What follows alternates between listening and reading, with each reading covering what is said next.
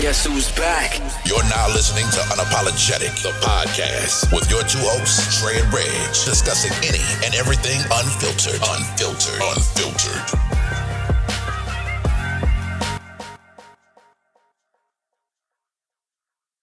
The semen retention, because they actually talked about that.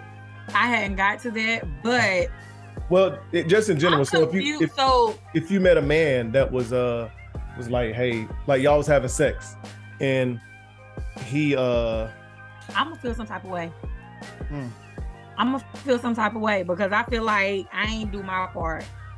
The goal is to get you the nut, and if you don't nut, then I mean you ain't do your job. I feel like I ain't do something right. I'm gonna be offended. I'm gonna feel like I ain't do something right. Yeah, so I'm gonna feel some type of way. But I mean, I've been hearing about it lately, and I've been hearing different perspectives. You know, Kevin Gates mentioned it. I even it was a guy at work that mentioned something about it. So I don't see the benefits of it. But I'm a woman, so I'm not really supposed to see the benefits or understand the benefits. But if it benefits you in whatever way, go for it.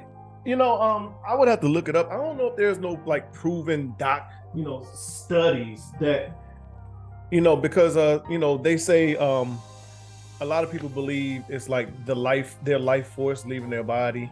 When you have orgasm or 2 or 3 or whatever, it was like, how do you feel? And most people like, I feel relaxed, calm, I feel tired. And so some people are saying, well, that's part of an issue because you're draining yourself. So for instance, if you're like an athlete and you having orgasms, like you're not going to be able to perform at your peak because you monitor supposedly have your orgasms.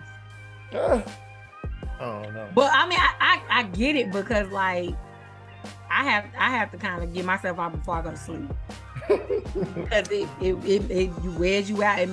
I don't necessarily say it makes you tired. I want to say it relaxes me. So it really depends on how you see the situation. You may see it as it makes you tired. I see it as it relaxes me so I can go to sleep. Right. Yeah. So that's what they were saying. So even a part of that, he was like, doing that episode, Joey Badass was like, that's a part of my life force. So if I'm not like retaining it myself and I'm letting it go, if you're not swallowing it, then what's the purpose of me letting it go? But see, that's a whole nother conversation though, because it's like, do it matter what happens to it as long as you get it out? So with that under that theory of how he was saying it, it's part of his life force. So okay, now it needs to be somewhere. Like I can't just waste it. So I guess he's saying like if she swallows it, then that energy or whatever, his being or whatever is in there is now in her. Yeah, but if she's swallowing it, nothing's gonna come from it. I mean, some people may think that, I can't produce a baby by swallow. No, well, I mean, not having a baby, just maybe, I guess whatever he attributes it to as far as himself, like far as in, okay, my mental capacity, my physical being, or, my energy. I think it's more so I think it's a spiritual thing. Yeah.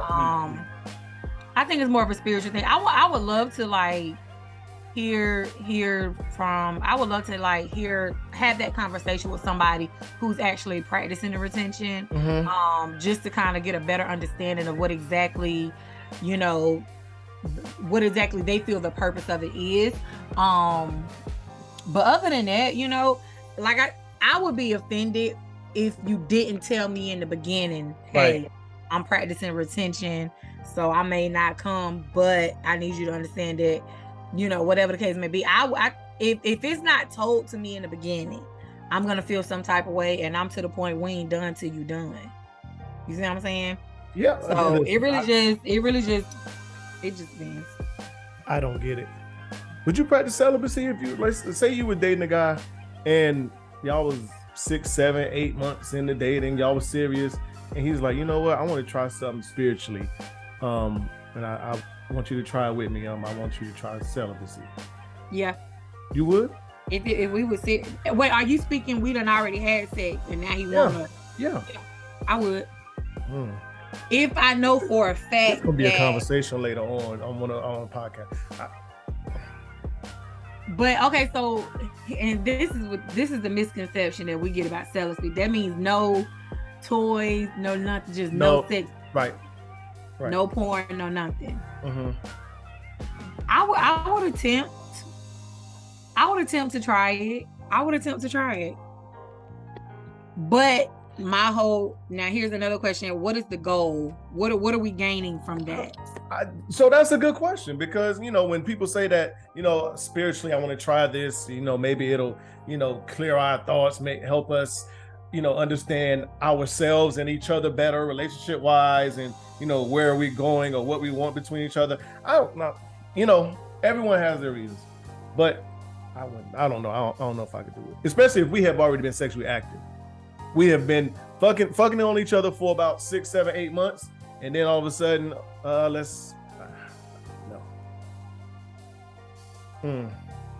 I would try it. I can't guarantee I'll be successful, but I would try it.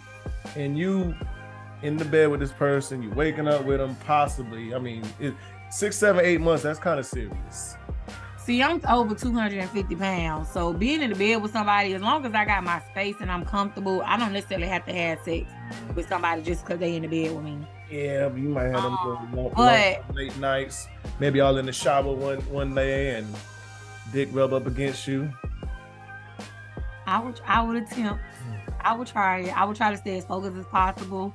But at the same time, the key word is try. I would definitely do my damnedest to not tempt you, not try to purposely get you to a point where you just, have to put your hands on me or anything like that. I would try it, but I can't guarantee that I will be successful. It's gonna have to be a damn good reason for me to even. You don't think that the reason you gave was a good reason for us to clear our minds of all the sexual distractions, to really get a better look at a better outlook on our relationship, to see if long term is really what we want from one another? You don't think that's a good enough reason? I would have to look and considering the situation you gave us, considering the situation. I would have to look at it and figure out, like, is there a better way is there other ways to do that as well without giving up sex? Not saying sex is all I want, but if it's somebody that I've been sexually active with for, that amount of time, and I'm, but we're gonna table that. We're gonna table that, because that's a conversation that could be had. Okay. Because it's one of those situations. Because we can keep going on and on. Situation to really see if it'll work. Because like, you may like this woman her whole lot. Like, you may try it just because for her. You know what? Ladies and gentlemen, welcome back to another episode of Unapologetic Podcast. Y'all know who I am. I'm Reggie Prime Minister. Dre's not with me. By the time this come out, hopefully he's somewhere with some sand in between his toes and some hoochie daddy shorts on, with some kind of and some sun, with a nice Caribbean drink, something with some pineapples or coconuts or something in it. But yes, I do have Aisha Hadir with me today from Coffee and Apple Juice Podcast. What's going on with you? How you doing? I'm doing well. How are you? I'm good. You know what? We talk so much, it just seems like we podcast all the time. We do, because we just had a conversation earlier today that lasted almost an hour about some other stuff. Like, listen, y'all, when I tell y'all I wake Reggie up first thing in the morning, like, listen, I got some stuff about your podcast we want to talk about. I just listened to an episode and we need to talk. So we literally talk every day, all day long, for real. And it'd be about shit we could talk about on our podcast. Like, yeah. So what's good with you, ma'am? You released the episode today, finally. Finally. So for those of you who listen to my podcast, I have been going on social media for a while now, stating how I want more feminine energy on my platform. I want more female co-hosts and female guests, and I feel like it's a lot of shit going on in the social media world, or it's just a lot of content out there that I feel like as females we can really just step in and give our input on it. Not to mention, I didn't have the best relationship with my two sisters growing up. So, and then with my homegirls that I hang out with, when we do hang out, we don't hang out on a regular basis. We get up when we get up, but we all have our lives that we have to live. So it's like I'm at a point in my life where I'm craving a relationship with females. I want to have those girl talks, and I just want to be able to talk to girls. I'm always talking to dudes. I used to be one of those girls who used to say, I don't do females and I don't hang out with females and stuff like that. And I never really understood why. But now I'm starting to realize that I need that in my life now. I need to be able to call my homegirls on the phone and vent about certain things. I need advice on parenting, on men, on home decor. I just need female friends not necessarily female friends, but I'm at that point where I need females on my podcast, period. So ladies, if y'all are available once a week and want to kick it with your girl, listen, come join the Apple Juice family, because that's what I'm on right now. I've had enough of Reggie, Dre, and all these other guys that's been on my show. Don't get me wrong, I love y'all. I was about to get some air horns, but then you said you had enough. I need some more feminine energy around me. That's why I'm so masculine, because I'm always with these dudes. I'm always talking to these dudes, and I'm gonna pick me because I agree with these dudes, and I need to see the other side of the spectrum. So ladies, listen, do not be scared of me. Come to Coffee Apple Juice. Come to Death Row. Come to Death Row, okay? What's the age differences between you and your sisters? Between me and my younger sister is a year. And between me and my older sister is 9 years. Okay. So I understand you and your older sister. And that's the one that's in Atlanta? That's the one she don't. My younger sister lives in Atlanta. Okay. So I understand the older sister because that's a kind of a gap, a big gap. Yeah. But the younger, and she moved out when I was still in elementary school. Okay. She moved out when I was still in elementary school. So the situation between me and my younger sister, we have a good relationship now. Don't get me wrong, but it's like when we were younger, it was almost like I felt like it was always a competition between me and her. She was more mature than I was. I was childish and immature as fuck. Okay. Older sister, anytime we came around, everybody always assumed she was the older sister because I was just so childish, playful. She always got shit right, and I was like the fuck up, kind of, sort of. So we never just clicked like that. At least not the way I envisioned us to. We was more so always in competition. This is just from my point of view. I felt like I was always in competition with her, trying to keep up with her, whereas she was always getting it right. She always was the likable person out the crowd. She kept all the friends, things of that nature. But it's like me, that didn't resonate with me like it did with her. So, whatever the case may be, I feel like we did more fighting than we did coming together and really being sisters. And this not no shade towards my sister. I love my sister to death.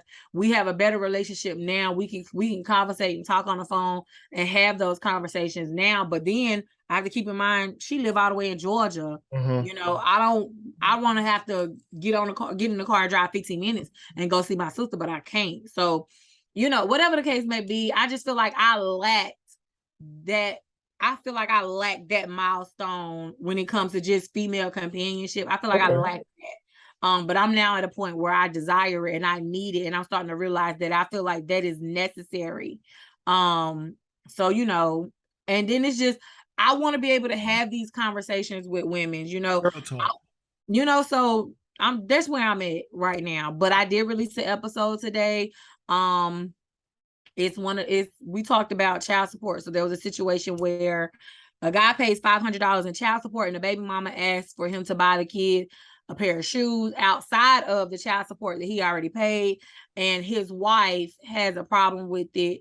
Not to mention the baby mama is married. So, you know, we had that conversation. Child support is one of those, child support is one of those conversations that I'm just ready to put behind me. I don't want to ever have to have a conversation about child support ever again. You know what? I got one that I'm ready to, that should have been put behind, but I'm gonna ask you anyway later on. But so speaking of that, because you just jogged my memory, I do want to there is a conversation or a topic that I do want to have one of these days on the podcast, and that is the importance of having good friends of the opposite sex. Oh, it's very important. I know. Very important. If I listened to you and took heed to some of the shit you tell me, I wouldn't be going through half of the shit I be going through with these niggas in my phone. So I feel like it's very important because my male friends, especially the ones that are genuinely my friends, you know, they try their hardest, or they do what they can as far as keeping me from making the bad mistakes when it comes to these men that I deal with. You know, you put me in, like, you basically are my cheat code to niggas. But it's like I have to take heed to some of the shit you're saying, and I be like, no, you know, I always give these dudes the benefits of the doubt, and I really shouldn't. But whatever, that's a whole nother conversation. But I feel like it's important. But yeah, me too. I'm gonna have that conversation. So here's the conversation that need to be dead and should have been dead. Okay. Where is there? What's an acceptable place for a man to take a woman, and how much should he spend on the first date? And we just talking. This ain't podcast conversation talk. It's just because I saw this shit earlier. I'm like, we still talking about this shit. So I'm not like all women. If you was to use somebody's food stamp card to go and buy us some food and put a blanket out in the middle of a park and we picnic the first date, I'm okay with that because it's the thought that counts. And that's not something a man does every day, all the time, you know? So I'm okay with, you have to keep in mind, I'm in a different tax bracket from everybody else. I don't make $70 and $80 and $90,000 a year, $100,000 a year. I don't live a Birkin lifestyle. So you ain't got to spend $200 and $300 and $400 on me on no first date. Because I feel like once you hit a certain amount, bitch, you got to give up some coochie. So it's like, well, you should be expecting to. I mean, even I'm not one of them. Okay, I'm not one of them. I said that wrong. I'm sorry. You shouldn't be expecting to, but you should think that the man has that in his mind. I'm gonna already assume after $100, and that's just not because I feel like that's what I'm worth. It's just because I'm in the mind of niggas, and I feel like a nigga spending more than $60 or $75 is gonna be wanting something in return. But like I said, I'm in a different tax bracket. I don't make $80, $90, $100,000 a year. So I'm fucking with niggas who make the same amount of money as me. Okay. So whatever the case may be, I feel like $100 max. Oh wow. You know what? Pushing it with $100. So I saw that when I saw it, it was a video. The ladies said the men said the man going out on a date, he should have at least $200 in his pocket. And that's just in case. The ladies said, well, having $200, you know, but he should have more than that because the dinner could come out to around $200. I'm like, whoa, okay, wow. It depends on where you're located, the restaurant you choose to go. But then they was asking, then they asked, it was like, well, I mean, we might want to go to a little spot, because we was vibing. We might want to go somewhere else after that, and somewhere else after that, somewhere else after that, and this and that. And I'm like, well, damn, like. See, I'm the type, I'm gonna want to pitch in at some point. Because yes, you invited me out on this date, but the vibe is so well, I feel like I have to. I'm gonna leave a tip. I may even pay for us to get into the, because I feel what you're saying. After dinner, if we, depending on where we at, it might be a nice little bar down the sidewalk. Let's go check this bar out. Yeah. Or we may decide to go bowling, or what I'm saying, do something else. So it's like, or we might decide, let's hop in this Uber. They go a horse and carriage. Let's go ride that around the city. You know what I'm saying? So it's if the date is going well, it may not stop at just dinner. And we just going off of if we decide to do the whole dinner cliche. I feel like $200 max is a good first date. that's good enough for everything all together, if you ask me. And I'm talking all together, even with me putting in, because I'm gonna offer to leave the tip, even if you tell me not to. I still may slide the waitress $20 just because I know what it's like to work in that industry.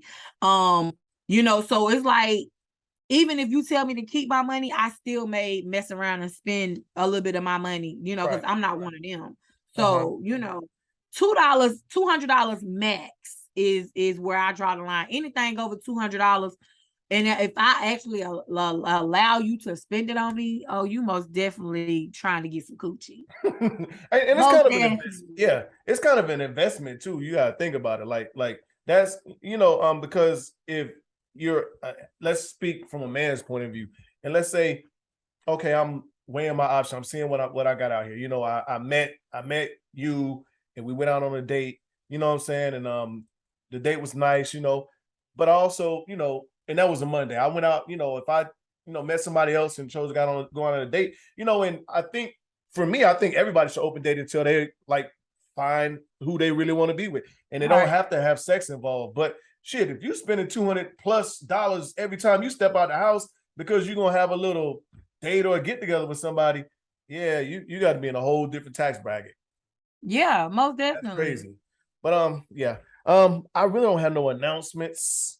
I guess I can do an episode recap real quick, because we did kind of talk about this on the live we did before. Just the mentioning of the L word, and wanting to, you know, hear it back in return. Yeah, hear it back in response just because you said it. So Dre was different from me. Dre, and I don't remember if he was speaking on him being the first one to say it and need to hear it back, or just in general. But I think I remember him saying he would feel some type of way if he said it and you didn't, and his partner didn't say it back. But was that like at any time or just the first time? So ladies, we gotta know when to read the room. I feel like in a lot of situations, and I'm not saying all, but in a lot of situations, the woman do say, "I love you first." And we be going off of temporary emotions on how we feel, you know, how he makes us feel right then and there, or because it's been plenty of times for myself when I thought I love this nigga. Okay. Yeah. And he shut me the fuck down when he was like, "Oh, okay." But no, so it's like a lot of times we need to learn. Is that bad though? Huh? Is that bad though? Because so in a perfect world, when you fall in love with somebody, that person will fall in love with you at the exact same time. But that's not like that's some TV shit. Yeah, that's a Netflix series. Right. This real life. Because just because the man is ready to have sex, don't necessarily doesn't mean the woman is ready to have sex. Right. So we all move at our own same, you know, different paces. Right. The only thing I feel like the only issue that comes with that is because as women, we're more emotional. If you're not on the same level that we are as far as I love you too, then it's almost like that's where we start, oh well shit, I'm too deep in and he not there with me, or well, what's wrong with me? What am I doing wrong that he don't love me? Or you know, I just feel like emotionally we get too into ourselves and into our heads where we automatically assume it's something wrong with us. You know, or we did something wrong, or we not doing something right. I'm not telling the nigga I love him first. Not no more. Not no more. I tell you, I appreciate you. You know, but that L word, yeah, it's a no for me. But I mean, if that's really how you feel, then why not though? I'm gonna keep it to myself until I know you feel the same way. It shouldn't be like that though. It shouldn't. But I feel like once that L word comes off my lips, I'm automatically fighting an uphill battle. I've made myself vulnerable. So now you can use my love against me. Especially if I don't know that you're 100% locked in with me like that. You know, so leads into another conversation that we're not gonna have, but you kind of making this man pay for past issues. Not necessarily. I'm more is. so protecting myself. Why? Because something has Because I happened in know the how I past. can react. Because I know how I can react and go overboard if I'm expressing my love for someone and they don't feel the same way. All right, so I'm just more so protecting myself. I'll like if I, and then you have to keep in mind, I've been bamboozled so many times before that a lot of times I thought I was in love with a nigga when I wasn't. It was more so just a strong lust. So you meet the man that's been through had the same issues and problems or worries that you have, and now both of y'all are in love with each other, but scared to tell each other. See, I feel like me who I am now is gonna show. If I really love you, I can't help but show you. And I need you to be one of them ones that get it. Oh God. I saw this post this woman posted today. She said her love language is my love language is me not having to ask. And yeah, but you kind of reminded me of you said, but so all right, so now that you say that, right? Mm-hmm. Once y'all do establish that y'all love each other, and you tell him you love him a couple times, and he's already told you that he loved you before, but it's a couple times you've said in a row now, and he hasn't said it back to you. Do you have a problem? It depends on the situation. It depends on the situation. If you surprise me with a puppy, oh my God, babe, thank you. I've always wanted a chow chow, and oh my God, I love you. Kiss on the cheek, mwah. And you don't say it back, I'm not gonna be pissed because you just bought me a puppy that you knew I wanted. You've been listening to me complain about wanting this puppy for so long, and you finally surprised me with one. So I'm telling you, I love you out of excitement of you showing me that you love me by listening to me and getting me something that you knew I wanted. So if that's a situation where I'm not gonna trip. Now, if we knee deep in the octagon and it's to the point where, oh my God, man, I love you. If you don't say that shit back, bitch, pull out. Because at this point, you don't love me like that. No, but okay, his response could be, I'm showing you I love you. And see, that's the thing. That's what I'm saying. Like, that's why me personally, I'm not gonna trip if I tell you I love you and you don't say it back, because if you're showing me that you love me, if you're really paying attention to them conversations I don't think you paying attention to, you know my favorite food is sushi. So when we decide to go out to eat, or you decide to bring me food by surprise and you bringing me sushi, that's you showing me you love me because you're listening to the conversations I don't think you listening to. You know that my favorite color is anything that complements my skin. I don't wear nothing but gold jewelry. So if you decide to show up with a pair of earrings that's silver, I'm gonna feel some type of way because I don't wear silver. I only wear gold. All right, Aisha. So it's just a man can show you he love you by just paying attention to the little things. Okay. All right, hold on real quick. Hold on. But I refuse to believe that this man's gonna get away with saying, I show you I love you. Not every time. And not, actually uttering the words. Because maybe he's not every time, but I'm horrible at saying it. I'm more of an expresser. You have some people that's like that. You have some men out here that they not 100% with their communication. Their throat chakra is just off balance. And they feel vulnerable communicating how they really feel, and they feel less vulnerable if they just show it. Vulnerability. Okay. How do you feel about apologies and accountability in the woman community? A lot of women say, they act like that's their strong point.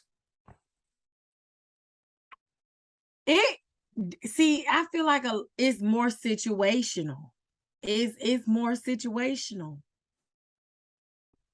if you offend me in front of mixed company and you don't if you fuck up in public and don't apologize in public, it's more situational. I can't even answer that. I just feel like it's more situational.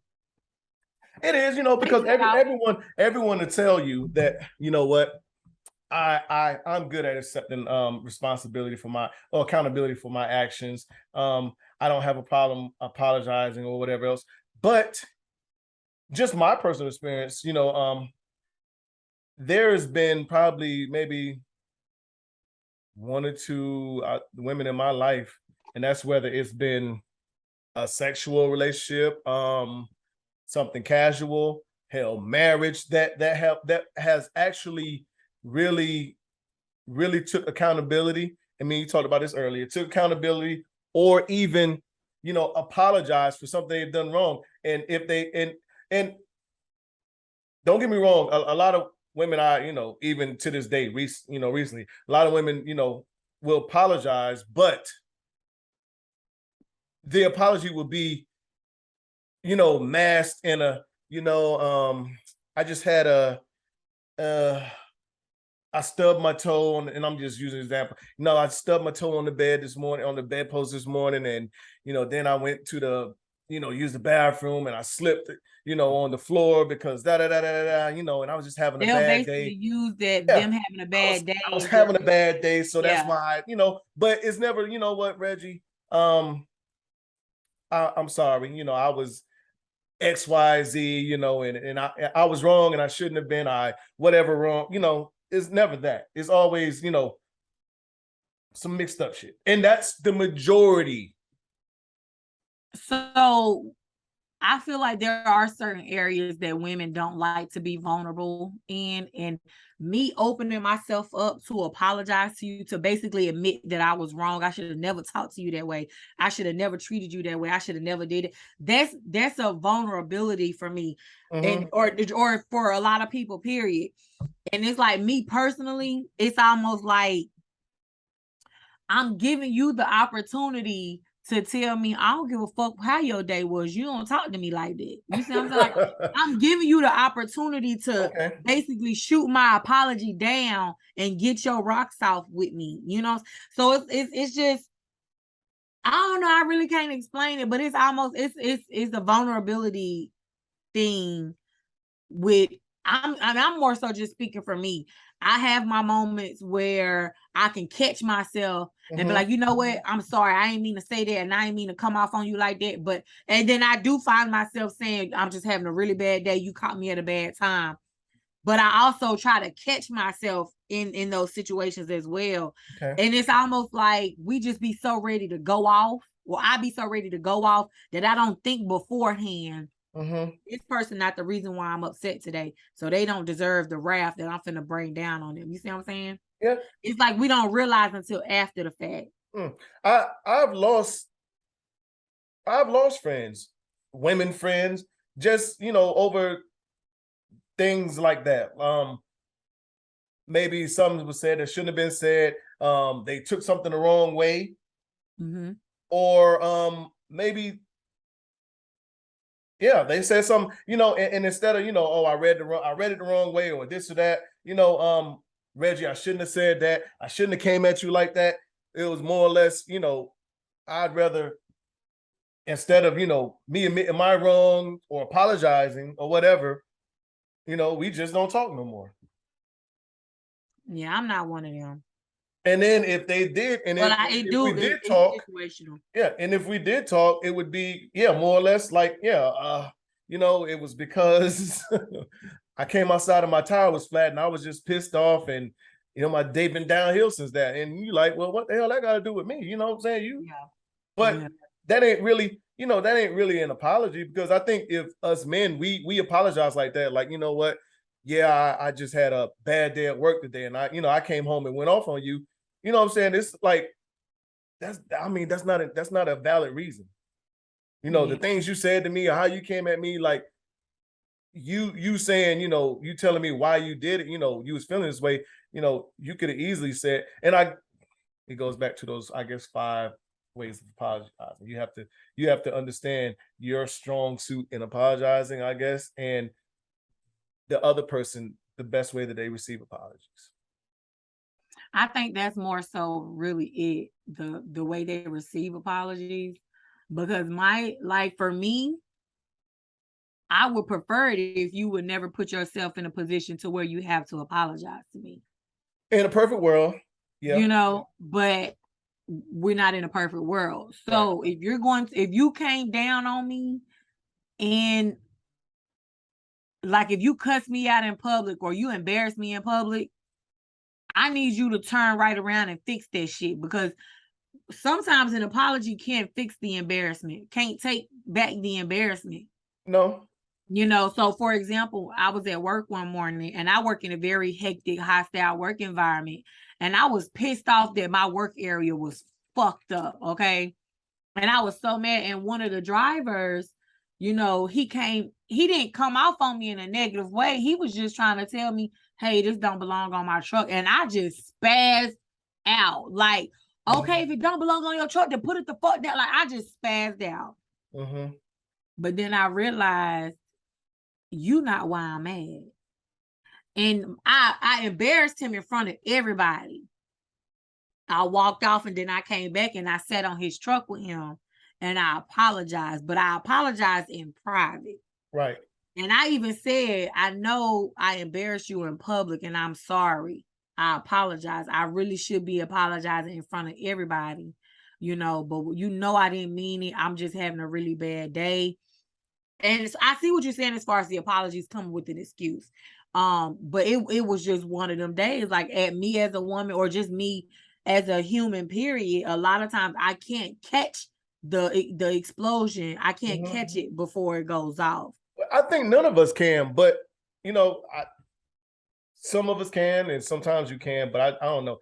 Like I was just, when we was talking about it, I was thinking about it. Like it's a lot of I've met a lot of women that has been above apologizing and above accountability. And I feel like women like that are entitled. Huh? They have a sense of entitlement. I read this post that said women don't accept accountability as well as men do. They don't.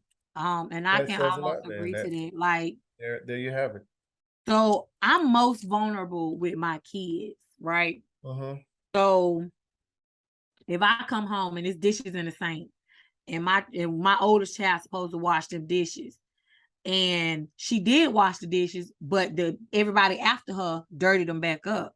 I come down on my oldest child for not washing the dishes, and then when the truth come out that she did wash the dishes, the lack of vulnerability in me, or the lack of me not wanting to be vulnerable, will not allow me to apologize to her I'm sorry for coming down on you. I really should have came down on them. You see what I'm saying? So it's like with me, I lack vulnerability when it comes to my household and my kids, and it shouldn't be like that. I'm working on it, but at the same time, like I said, it depends. It's situational, so it's situational. It's all in who is involved, what exactly took place, things of that nature. It's situational.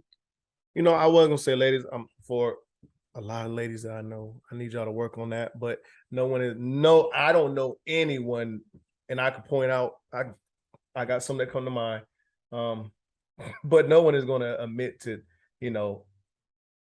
apologizing being a weak area in their psyche or taking accountability.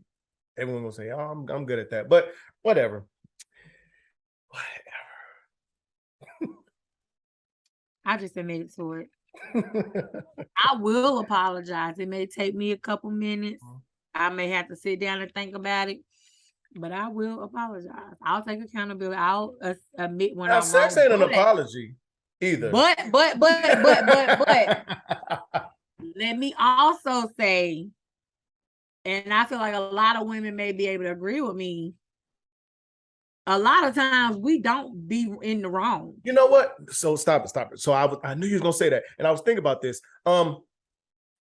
It all depends on how you're looking at it, because I've had this discussion. You know what I'm saying? Like to where, okay, I'm talking to somebody about something, and they're telling me, that they're right, I'm wrong, but they're not looking at, okay, whatever you did, how that affected me, and then the trickle down effect or events that led after that. So while, okay, I may have said something that offended you, and then that led to something else, I said something to offend you because you said something that offended me, but you just thought, oh, I'm just whatever. And if I tell you like, hey, you offended me, you pissed me off, and I've met a lot of women that have been like that, throughout my life, just in general. I'm not talking about no one in specific, but throughout my life in general. And I think a lot of women have a way of telling a man how he should have reacted to this situation.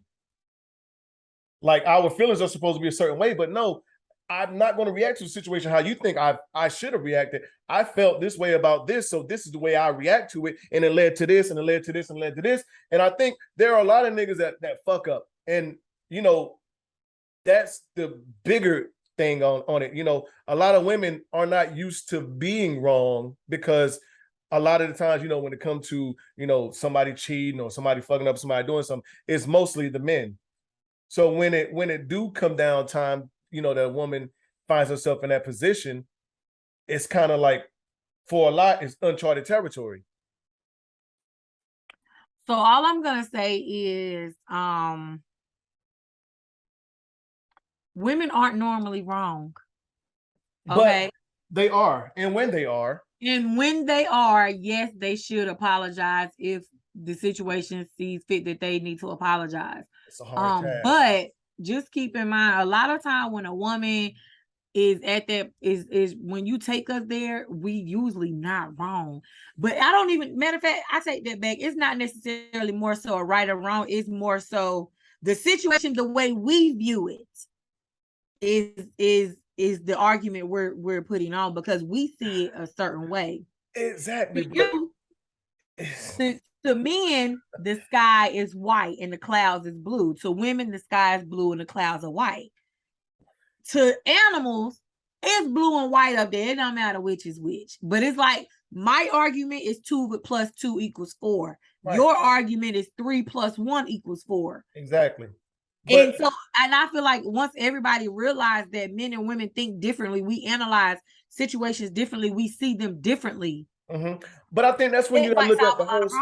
I think that's when you gotta look at the whole scope, though, and see, okay, what led to, like, this is the initial. This is where it led to it, and like, so let's just say, like, okay,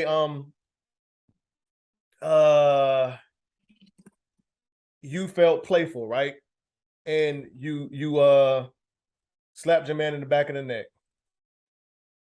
I would apologize if he didn't take it as playful as I. You know what I'm saying? Yeah, but that's different. Yeah, but a lot of times, come on, you a man, toughen up. Like, you. Oh no.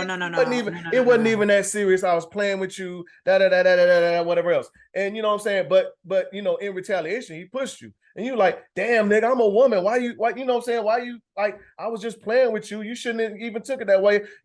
I even, even when I did it, I was laughing, I was joking. You know what I'm saying? So, but then a lot of women will go on the defense and be like, you was wrong for putting your hands on me. I was playing with you. I was laughing when I did it. I'm not going to respond to that, only because I don't want to be a pygmy. Right. I don't want to be a pygmy. You know how the girls get. Yeah. When I agree with shit that some of these men do, I don't want to be a pygmy, so I'm not going to respond. Because so, go ahead. If I slap you upside your head and your response to me playing with you is not the response I was expecting, you are entitled to an apology. Because I thought you was in a playful mood, because I'm in a playful mood. And I decided to play with you. But you ain't in a playful mood. You deserve an apology for that. I'm not finna rebuttal with, oh, why you push me like that? I'm a female. I would have. Okay, yes. So listen. Yes. Okay, but so with that situation, how realistic is that? Someone's like, nigga, I was playing with you. You shouldn't have pushed me like that. See, it's all in the response, because her response is what's gonna trigger everything else after that. Right. If you respond with a damn nigga, why you push me like that? I wasn't even playing with you. I mean, I was just playing. Then that could, trigger a whole argument to the point where it could blow out of proportion. Yeah. But if I say, damn, babe, I'm sorry. I thought I was just playing. I apologize. I thought you was on the same type of time I was on. That can calm the situation down a little bit. So it really just depends on what he on, because everything that he do, everything that he say after the push, or everything that is said after the push, is what's gonna trigger the whole downfall of the situation, the whole argument, to the possible breakups, fights, everything else. So I was in a playful mood. You wasn't in a playful mood. So you are entitled to an apology because you weren't on the same type of time that I'm on. But and some of y'all will take it that way. Some will be like, some of us would. Nah, nigga, you owe me an apology because you put your hands on me.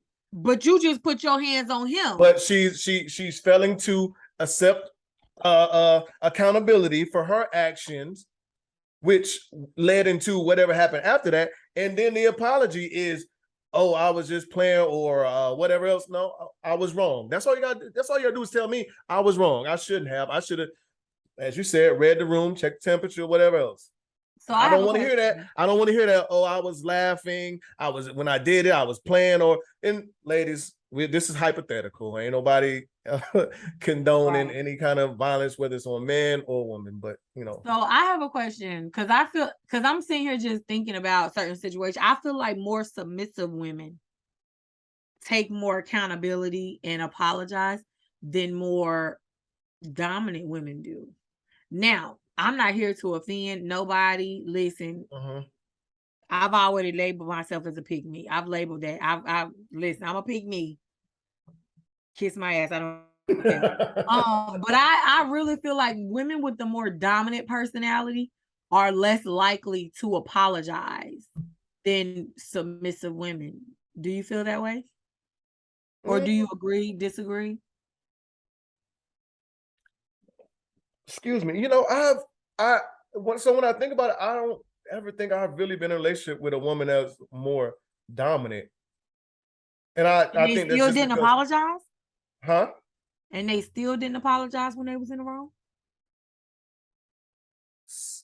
Like I said, some have, but I think I run across it more to where I run across more of, I guess, the situation that we just talked about on a smaller scale, to where it's been something that was done or said, and then when I came back, then it was like, well, damn, nigga, you was you did me wrong, you said this, you said that, and I'm like,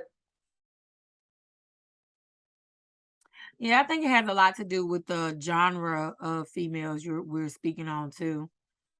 But I only date one type. Well, women of color and FF. But yeah. Well, I'm not even necessarily just speaking as far as ethnicity. I'm more so speaking of their upbringing. Okay. So, and I'm not trying to throw no shade at nobody, because I was brought up in the hood. I was brought up in the ghetto, in the projects, all of that. So it's like you have that style of woman. Then you have the woman who was brought up in the suburbs or the inner city. Like, just the whole personality, persona, background of a woman I feel like that may have a lot to do with how she reacts to certain situations as well, and whether she's going to apologize or not. But that's just a thought. I could be wrong, but I feel like if you're attracted to a more hood girl, a more loud, outspoken, and I keep coming back to dominant and submissive, but a more dominant personality style of woman, she may not apologize like you're expecting her to. Her apology may just be fixing you something to eat. You know what I'm saying? Or something like that. Or I don't know, but it's just a thought that could have a lot to do with the way, because It's situational. I'm going back to it's situational. You know, I come to think about it, we'll get off this because we might be beating a dead horse. But I think, you know, I was there like some things I don't like, and I don't like someone telling me what I did when I know for a fact what I did and what I said. And I, you know, I have a great memory. I remember things for specific reasons. But I tend to get that a lot with people, you know, when they want to talk to me about podcasts. Oh, you said this, you said that, you said, and I'm like, no, I didn't. I know, you know what I'm saying? But then when you provide them with a proof or whatever else, then it's, you know, a whole nother conversation. And I got into, you know, and I was talking to somebody, this was like a week or two ago, and they were trying to tell me that shit, like, no, I know what the fuck you said. But you know, they got irate about it. I'm like, hold on now. You know what I'm saying? But anyway, then when I proved them wrong, you know, it led into something else. So I'm like, you know, instead of you saying, yeah, I was wrong, you didn't say or whatever else, and we could have left the conversation. That type of person has to always win. We could have left the conversation alone. Now it's something else to try to prove another point, but whatever. Whatever. We're off that one. We off that. Okay. Let's move on. I think we killed that one. That is, I mean, because like I said, it's really situational, but not just a situation. It also depends on who you're expecting to apologize and take accountability for whatever was wrong. It really just depends. You know, me and Dre was talking about this the other day. And for some reason, us men, we always like think, you know, regardless of what we did when we mess up, that we can get our woman back. Or maybe that we deserve to get her back, or we, you know, like some kind of entitlement. But we couldn't really pinpoint why. And that's crazy. Like, because when I thought about like the times the time I did, you know, mess around and you know, I got caught. Y'all can get the wrong woman back. I never thought that, like, you know, I wasn't gonna get her back. She wasn't going nowhere or whatever else. And not saying that, you know, for, you know, that I kept doing what I was doing, because it wasn't that. It was just like, okay, I fucked up. I got caught. Now I need to walk the straight line. You know what I'm saying? Because I hurt this woman, but she ain't going nowhere. And even though, you know, she wanted her time, her space, and all this other shit, it's kind of like almost like, well, I'm not gonna say like nothing happened, but it's kind of like, okay, but she ain't going nowhere. And if she do, I feel like in a lot of situations, y'all can get the wrong woman back. And so at that point in time, then it probably is the wrong woman, because, you know, the only reason why I say the wrong woman is because she's not at that point in her life where she's aware of her self-worth. She's aware of her love for herself. Like, no woman who is aware of their self-worth would take a man back that they know 100% is gonna do this, is gonna hurt them again.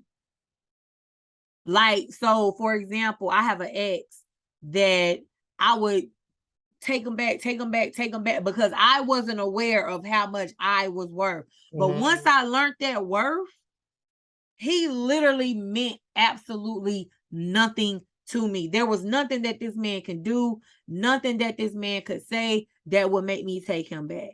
So does everybody deserve a second chance? I'm gonna say yes. Okay. But not third and fourth and fifth. Okay. Do you get the same her back? Sometimes you do. Sometimes you don't. Sometimes you do. So what dictates that? The level of pain you put her through the first go round. So like, a lot of times as women, we have it in our head, if we get the nigga back, we won. You know what I'm saying? We have that in our head sometimes. Okay. The nigga came back because this is what he want to be at. I won, you lost. He want to be with me. He don't want to be with you. We have that type of attitude, right? Mm-hmm. But then the nigga go and fuck off on another bitch. And it's almost like we don't really see it until then that I keep winning the nigga back, but he keep finding another bitch to go fuck on. You know what I'm saying? So it's like ultimately, I'm gonna get tired of you fucking around on me. I'm gonna get to the point where I'm tired of you getting mad at these bitches because they probably don't need know nothing about me. Right. It's time I start redirecting my energy from being mad at them to really being mad at you, because you and I are in a relationship. You made that commitment to me. I made that commitment to you. And you're the one walking out and fucking around on me. These hoes don't owe me that loyalty, but you do. You see what I'm saying? Yeah. So it's like ultimately when a woman when she gets to the point where she realized that the anger shouldn't be directed at these females, but it should be directed at the man that you're laying in the bed beside every night. Then that's when you're not finna get the same girl that you got three bitches ago. Like my ex pointed it out to me. He was like any other time when we get back together and I be hollering, I'm about to leave, you will be asking me, well, where you going? Why you won't stay? Or you be trying to get me to stay. He was like, but I done noticed as of recently, when I be saying I'm about to go, you be like, I will be safe. And I'm like, yeah, because I'm not that same girl.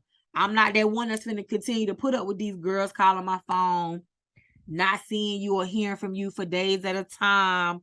You know what I'm saying? I'm not that girl no more.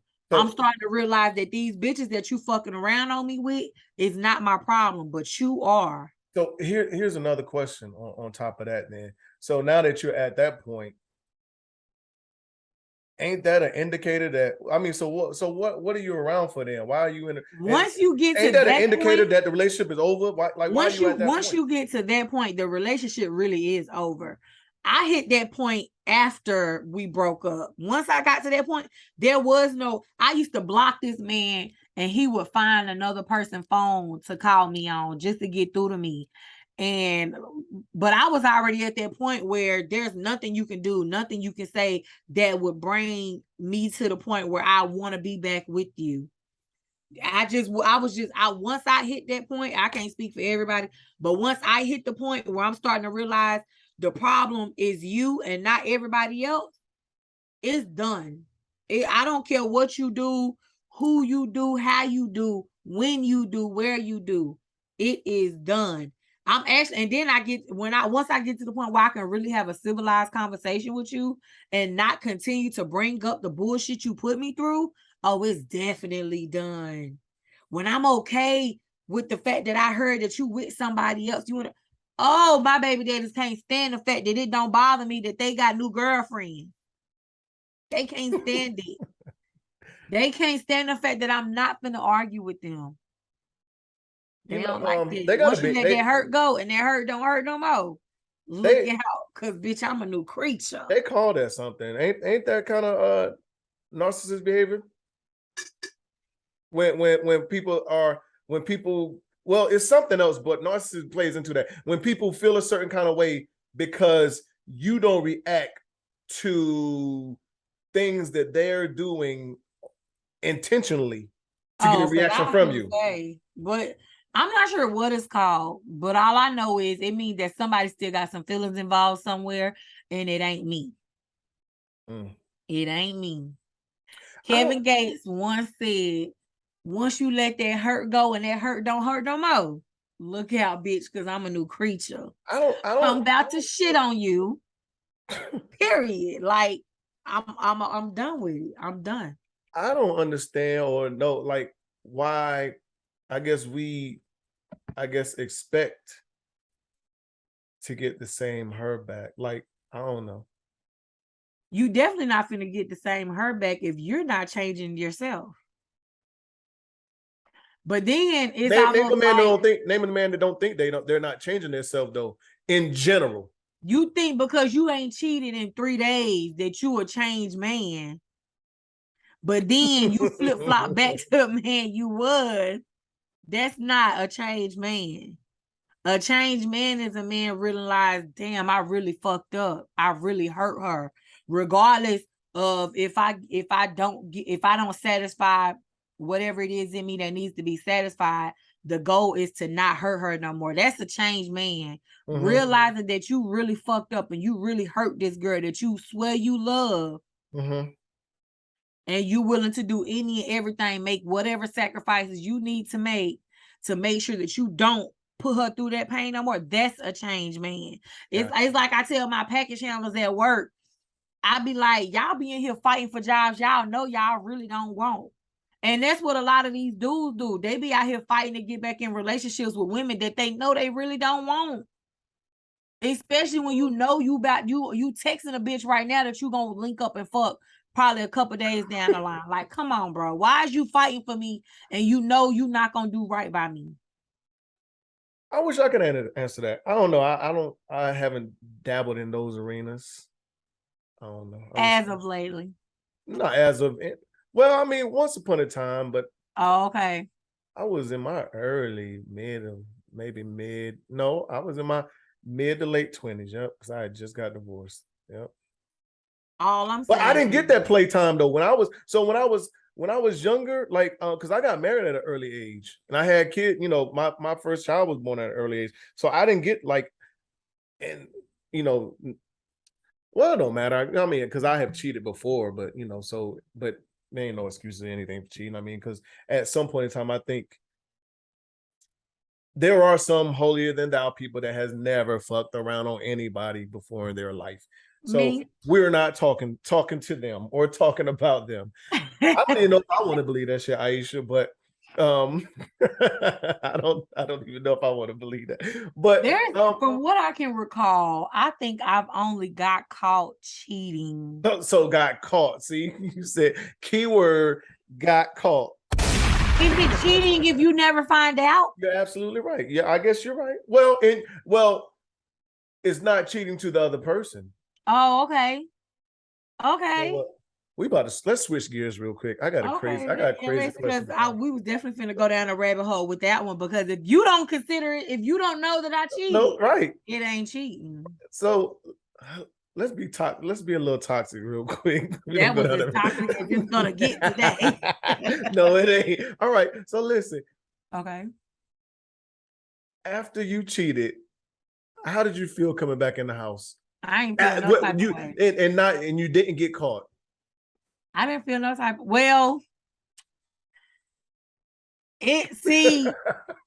you have justifiable cheating and then you have the guilty Okay, cheating. have you ever cheated and then you came home? Let's say you didn't, the nigga wasn't fucking around. He didn't piss you off. He didn't do nothing to deserve it. We're not gonna get into what deserves cheating or what's justified cheating or not. All right. But you came home from cheating, right? Okay. And let's say this nigga had a plate made or bathwater ran. Your bathwater ran or something. Believe it or not, how did you feel? Was you like, believe it or not, you would think that you would feel some type of way, but you don't. That's why habitual cheaters continue to cheat. That's why murderers they live life without feeling no type of way, because you don't feel no type of way. It's when you cheat on the one who really don't deserve it. But that is the guy that on that girl who you know do right by you, who you know a whole lot lay her life on the line for you. It's when you cheat on that man who done stepped in and took responsibility for you and kids that ain't even his, who make sure you straight. It's when you cheat on them type that you really you question it, like, damn, I shouldn't have did that. But then you find a way to go out and do it again. Yeah, but you go out and do it again. So it's like you question it, but you're gonna sit in that damn bathwater and drink that wine. The fuck out this pussy out the fucking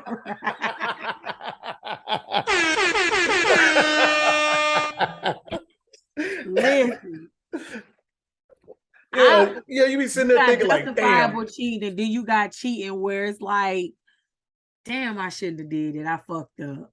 As long as he don't find out, I can fix it. I can kind of jump in front of it and fix it before it really get out there. So listen, if there's a will, there's a way. If you don't trust your partner and you cheat on your partner, but you already didn't trust him, that's justifiable cheating.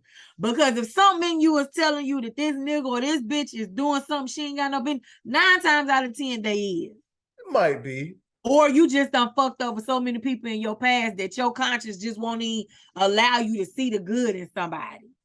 Listen, you know what it is when you come in from a night of good cheating. I don't even know if it's a night of good cheating, and they got your damn bathwater ran for you, and you sleep good that night. Like you ain't shit. Like a fucking baby. Like you sleep like a baby. Don't even be thankful twice about it. No, listen, it's them. I know some things or two. No, you was knee deep in some cheeks, so you just come home and got a plate fixed.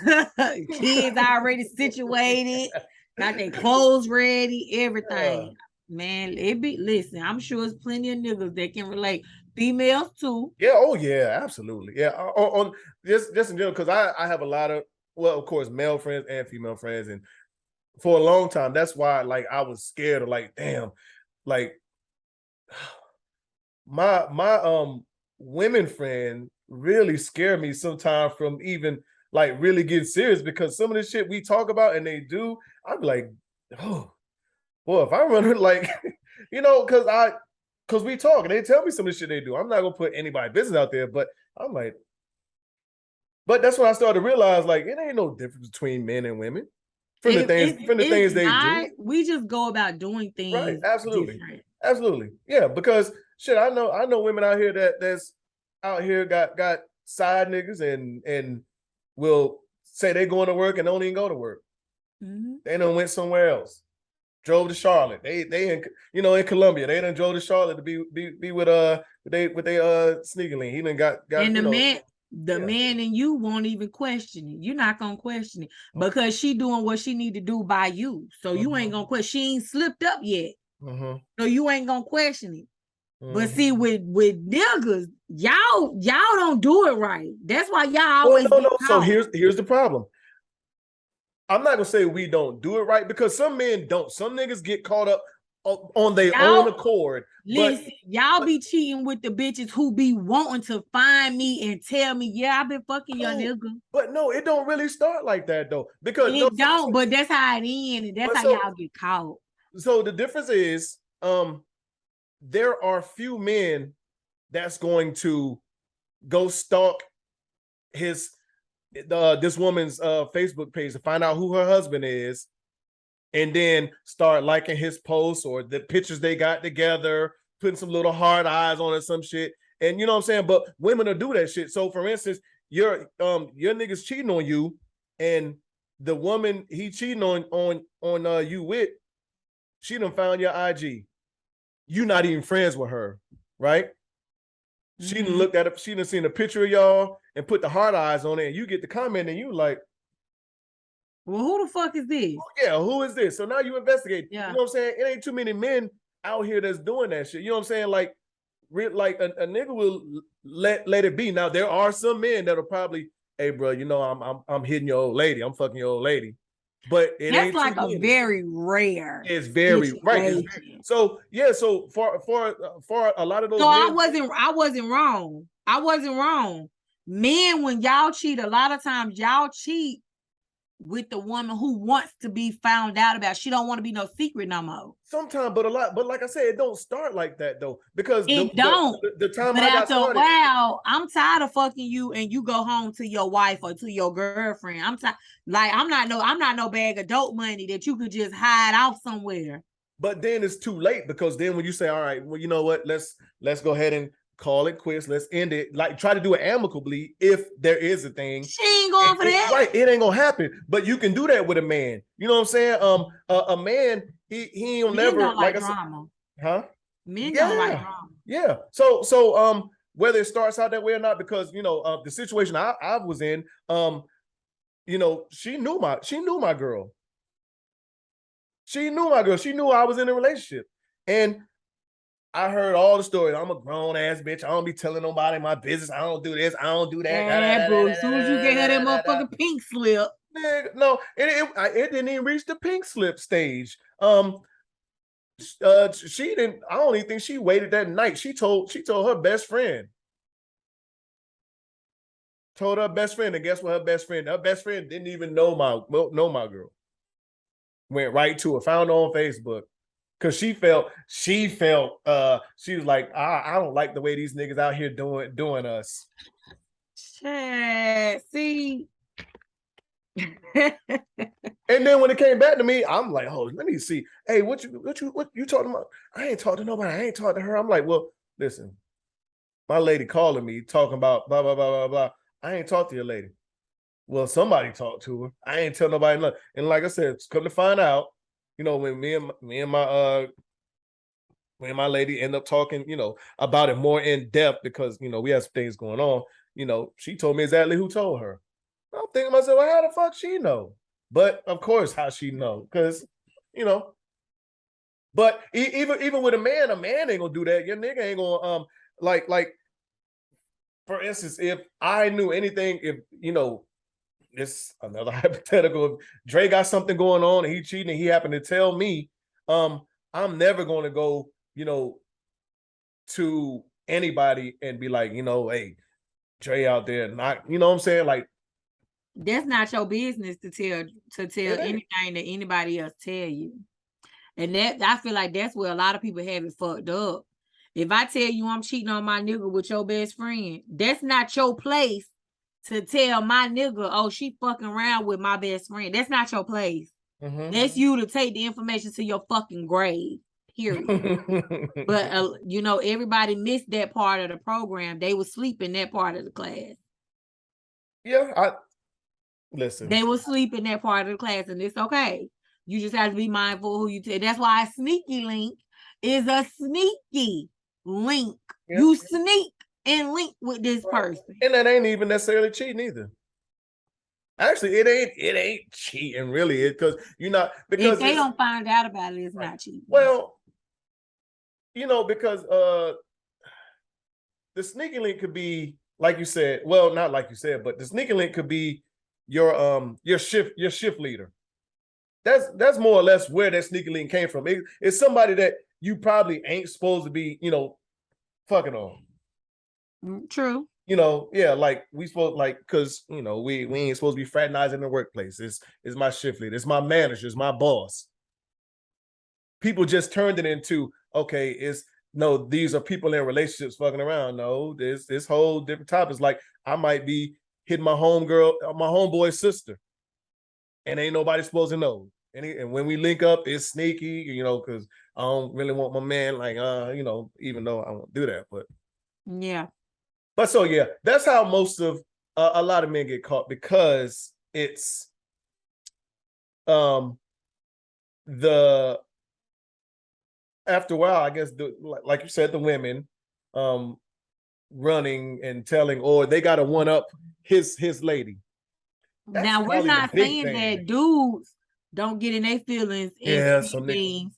We do have some that's a little tender dick out here. It's very rare. They sassy. It's rare, but it do happen.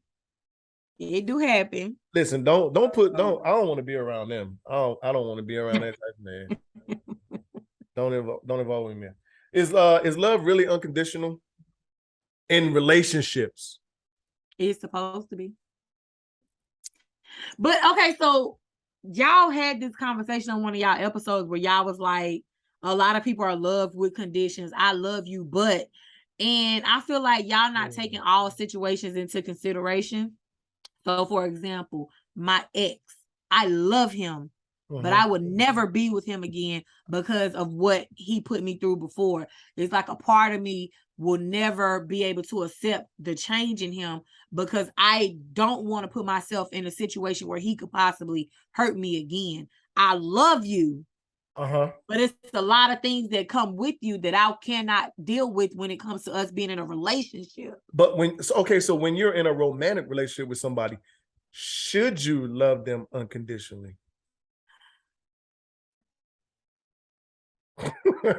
You should. You should. You should. You should. I'm not saying you're supposed to. Reggie, I love you. But we're not in a romantic relationship, though. You're right. So that wouldn't even count. If I was in a romantic relationship with somebody and they had a drug problem. I think there's conditions on everything, though. True. True. I love you, but I'm not willing to lose myself, over you. Right. So it's that situation. I love you, but because of your drug habit, I'm not willing to sacrifice my house, the custody of my kids, my livelihood because of a condition you're dealing with, or whatever somebody. I feel like that's a situational situation. That's a situational topic. Yeah, and it could be I love you, but for instance, if a man lost his job. Because Chris Rock said that only children and dogs are loved without condition, but I feel like he was wrong on that. Because if my dog keep getting out the fence and attacking people, eventually I'm gonna get to the point where I'm gonna have to put that dog down. Yeah. I love you, but I'm not gonna continue to deal with you getting out the fence after I done tried to fix the fence. I done tried to do this, do that. You still keep finding ways to get out. I'm not going to continue to. I'm not gonna lose my house or whatever I may have that I worked hard for. Yeah, I don't know that I'm willing to sacrifice that to continue to let you sneak out the fence to go attack people. With my kids, I do the best that I can at raising them. I try to teach them right from wrong. If they get to a point where they want to continue to do wrong, I will get to a point where I decide to let go. Okay. Because I'm not going to sacrifice. You get to a point where you're just not willing to sacrifice certain things for certain people that are a certain age. If you are of age where you are able to understand right from wrong, I'm not obligated to sacrifice my life because you decided to do wrong and right. True. All right. Listen, I'm going to play this clip, and you already heard it. It's from the Joe Budden podcast. This is Joey Badass. Okay. Just real quick. Hold on. Let me put this to the mic. I'm not against marriage, and I'm not against monogamy.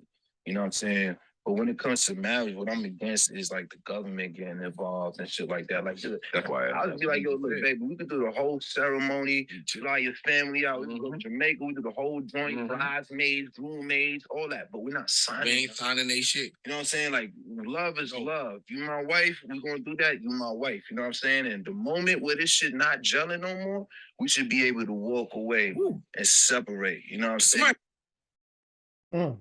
Okay. I actually agree. I agree. I feel like we the only thing, so if I was in a committed relationship with someone and they was to tell me that, we would have to really sit down and discuss. We would really have to have that conversation like, okay, so what are the benefits? What are the downfalls? If you decided to leave me 6 years from now and we done purchased a house together, we done built up a bank account of over $7 million together, what are we going 50-50 down the line with everything? I feel like that's the only thing that would need to really be discussed. Children, who get the kids? If for whatever reason the relationship fall or fail, who gets the kids? Who get the house? Who get the cars? That's the only thing that is protected in a marriage. You can actually go to court and fight for those things. You know what? So,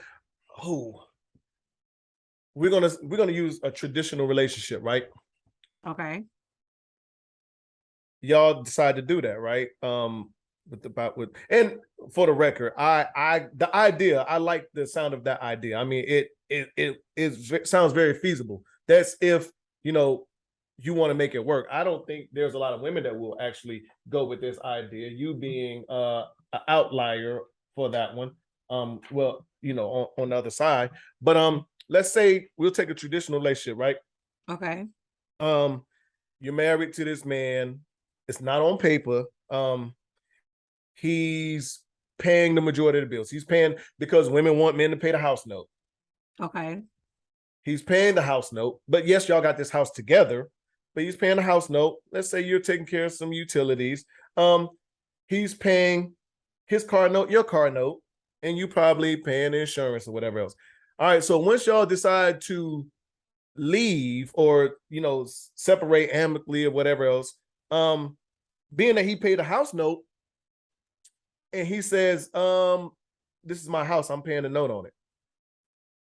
That's what I'm saying. I feel like that's the only downfall of being in a relationship where you're married, but you're not on paperwork married. Because both, you know, your name is on the deed, but I've been living here. You see what I'm saying? Like, or after we decided that we're gonna get married, but we're not gonna register it with the court.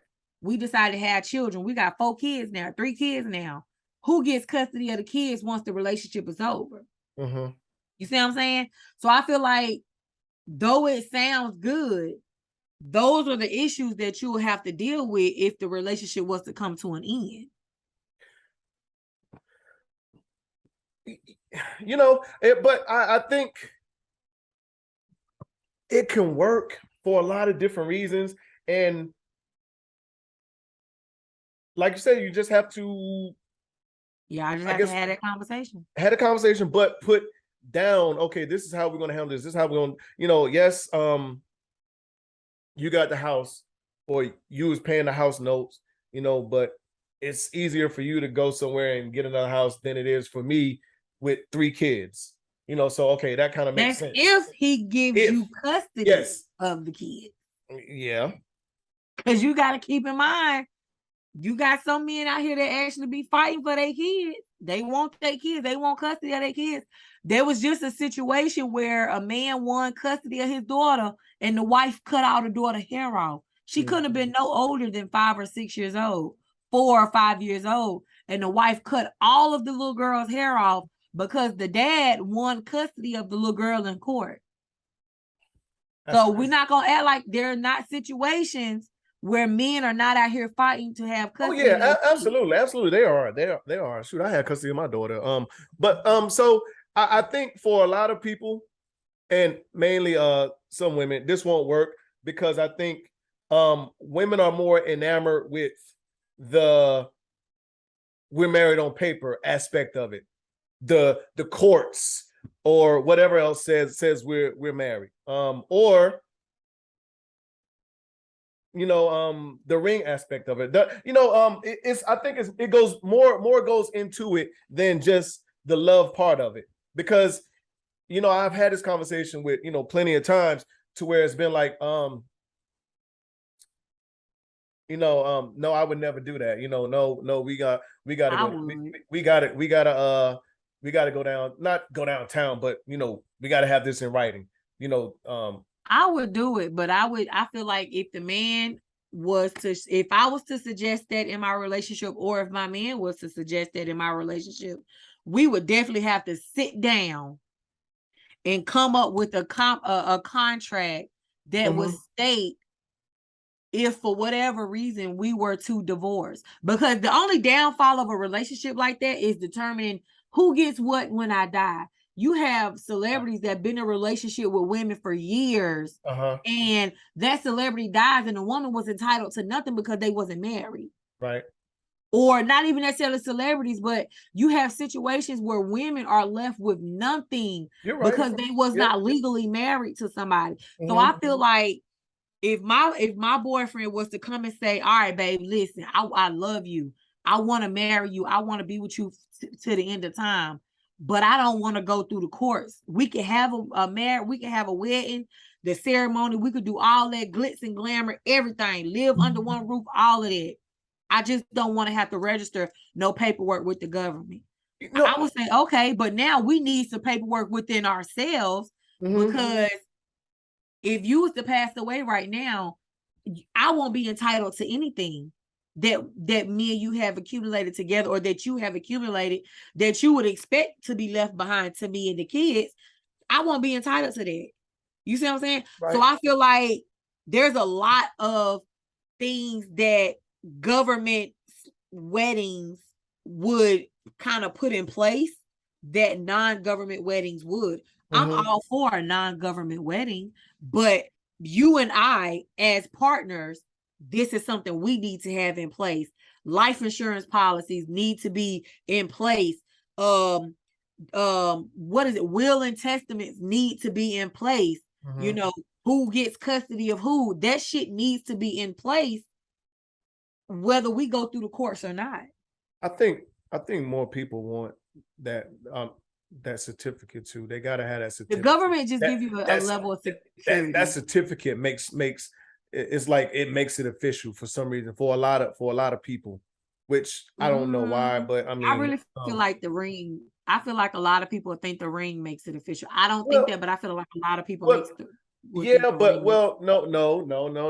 because you're not toting that certificate around hollering I'm his wife, but you will show off that ring. You're not. I'm his wife. You're not. But if you just say, you know what, baby, here's a ring, we're married. A lot of women still not gonna go for that. No, they gonna. No, we need to have this wedding Reggie, and have this paperwork signed.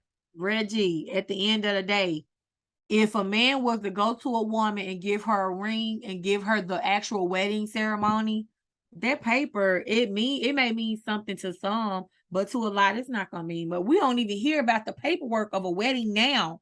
All we hear about is the ring and the wedding. Yes. Nobody is showing off the certificate. But listen, Aisha, do this poll. Ask if a nigga just gave you a ring and said we're married. That's not suffice for no woman. I don't think that's suffice. We're not just talking about just the ring. If a nigga gave out a ring and the actual ceremony, your whole glitz and glamour, because we already as society, but you don't have no getting married for the wedding ceremony anyway. But it's not documented nowhere that y'all are officially married. You cannot tell me Yandy and Mendici are not married. And their wedding is there. They had the wedding, they had the ring exchange, but they don't have the paperwork. But you can't tell me Yandy and Mendici aren't married. But so they are different in a sense because it ain't too many relationships that's going stand up like that. How are they different? I've been boyfriend and girlfriend with this nigga for 4 years, and now we've decided to get married. We're just not going to document it. Nothing is really going to change. Nothing is really going to change. Right. But I have a ring now. We have proof of a wedding. No one cares about the paperwork. Ain't nobody going around showing off no paperwork. No, because ain't nobody. Reggie, you was at my wedding. You know we got married because you was at my wedding. Aisha. You was there when I said I do. You was there when he said I do. Aisha. You ain't checking for no certificate. Aisha, I've dated. I've been married. I don't see a woman being comfortable with me just saying, because that's the same aspect. Okay, look, I got a ring. Let's go. I got a ring. Let's just go to the church and have a pastor just, and do some wedding vows and we good. We ain't gotta sign no paperwork. I don't want to do nothing. I don't think that's suffice. I do. I do. Especially in today's society, I really like. Okay, so besides the fact that I'll get whatever is left behind when you pass away, if we were married by the courts, what other benefit are we getting from a court government marriage or submitting our paperwork to the government besides the tax write-off or the tax deduction and me getting everything when you pass away? Well, so what else is there? Well, here's the thing you got to think.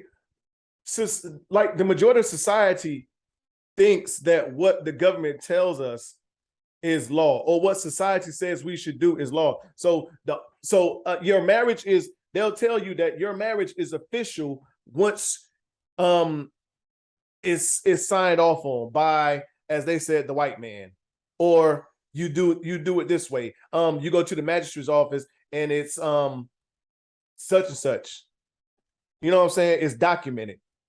That's what most will tell you. That's when your marriage is legal. That's the word. Your marriage is legal. Okay, right. Now listen. Because you have documented paperwork. Hold on. besides being able to claim your husband or your wife on your tax return, besides being able to take possession of anything that belongs to them after they pass away, what other benefits come from having a legal marriage? Aisha, I'm not debating against that, but I'm telling you, nothing. I think there are a few women that will not that like they want that legal binding documentation. That's a safety net for a lot of people. Yes, I get it. Mm-hmm. But at the same time, there are other ways you can have a safety net in Absolutely. a marriage that is not legal by Absolutely. government standards. Absolutely. But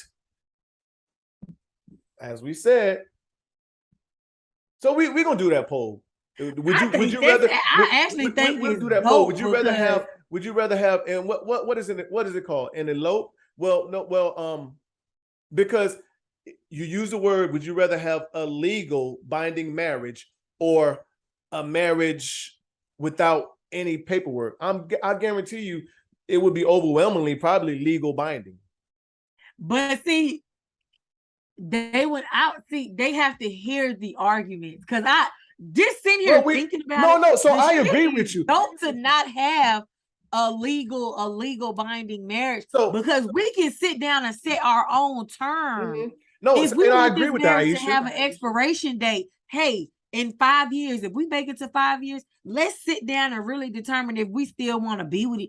Listen, shit is dope if you do it without the government. I agree with you.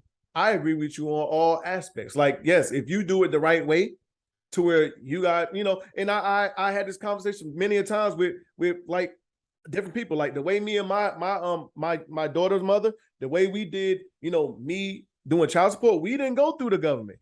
We, came up with our own terms and agreements on paperwork. We did it in front of a notary public, had them sign it, stamp and all that other stuff, and it worked.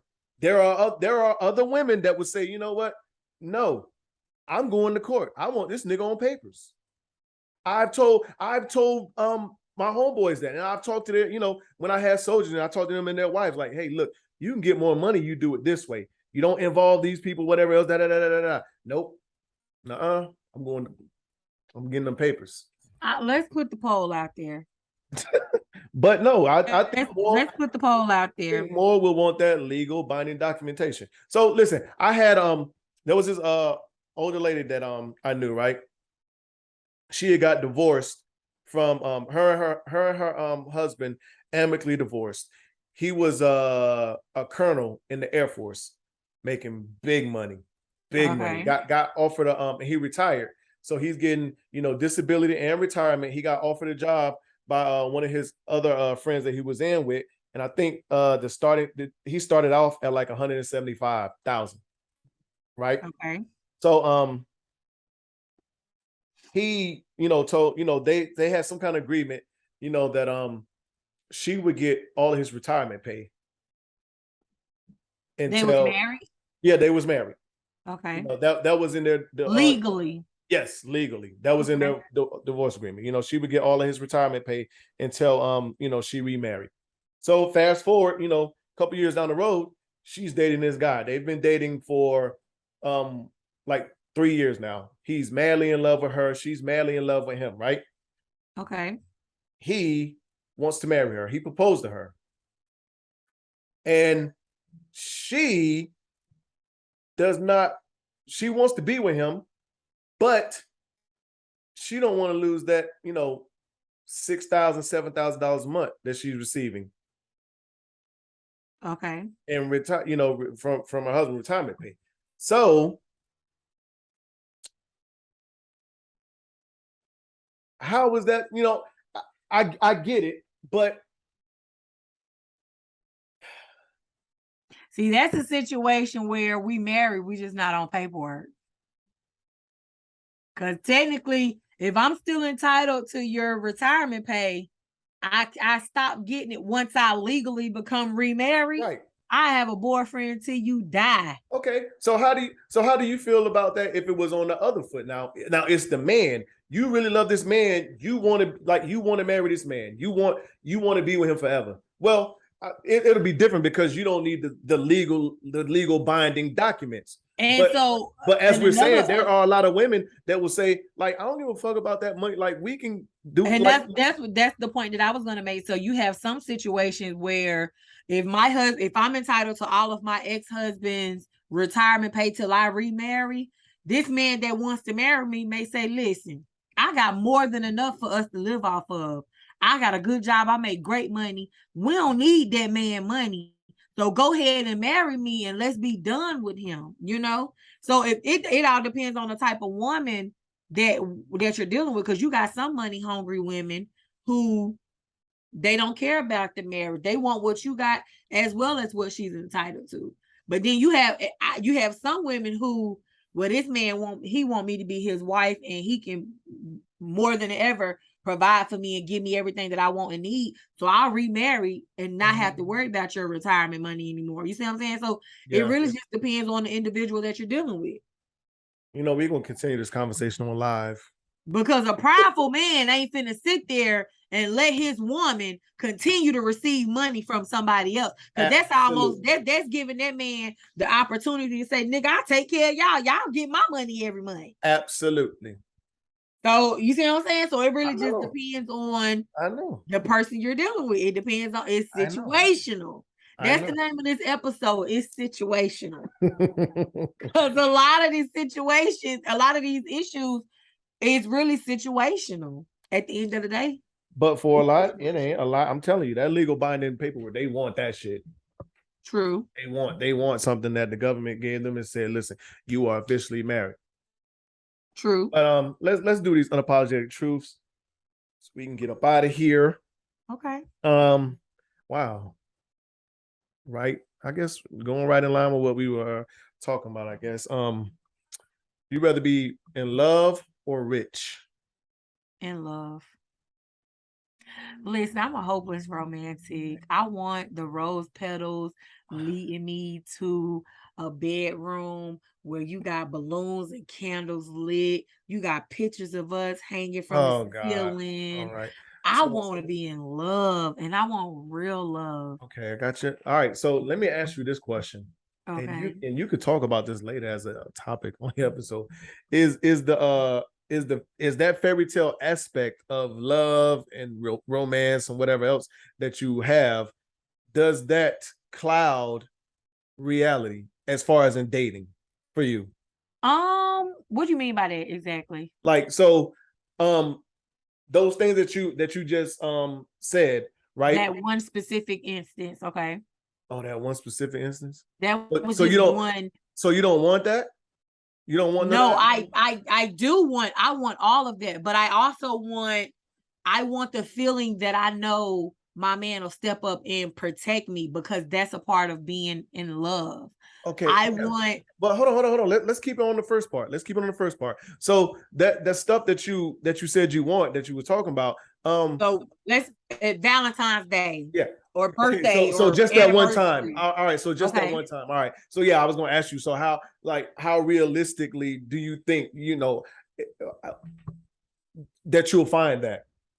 Is that does all men possess that trait, or are you under the assumption that, you know what, the nigga I find that I like, he probably ain't gonna be like that. That ain't gonna be his bag. So all men do not possess that. Absolutely not. But I am more than willing to say 75 to 85% of all women want that. Okay? So that might be some truth to it then. That realistic idea of wanting that and having that, not just on Valentine's Day.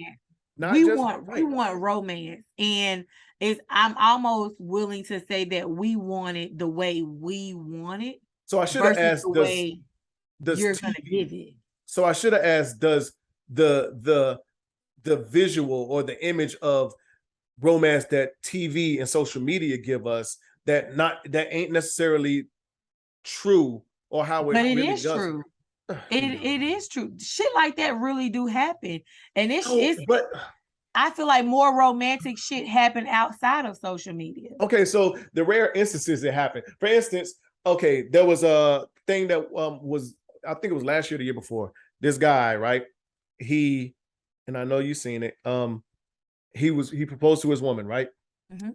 He had 5 different rings, and he asked her to Okay. pick one. I remember. You remember I that, right? remember. That's Uh-huh. very romantic, right? And a That's very lot of romantic, women, but that's extremely rare because for one, exactly. A I lot. told you about my tax bracket. I'm not in the $100,000 tax bracket. So, but I no, don't but mind the listen, business of $100,000 yeah, tax bracket nigga. right. But a lot, but a lot of people don't look at it like that. Like, you know what? You're a man. You're supposed to have it. You're supposed to do it. But even outside of that, a lot of the things that I guess you can see. I mean, some of the simple things are very romantic, but a lot of women don't like some of those simple things. You know how many women I've said, well, why does the first date, we were just talking, why does the first date have to include a meal? A nigga can, as you said, get a blanket, picnic basket, have some, a nice spread, some wine or something. A lot of women, no, he ain't spending that ain't romantic to me. A lot of women don't think that shit is romantic. Once again, let's go to the background of these women. You got different genres of women that may see that as lame, that may see that as corny, but that's because they had never been introduced to anything other than what they used to. But they see I'm a wine drinker now. I don't even care for liquor but like that. I want a nice shit. glass of wine. I desire peace. I don't desire that ratchetness. Okay, not anymore. So Well, if not a just man that. if a man called my phone and said, Aisha, meet me at Village Park. Well, And he pull out a blanket.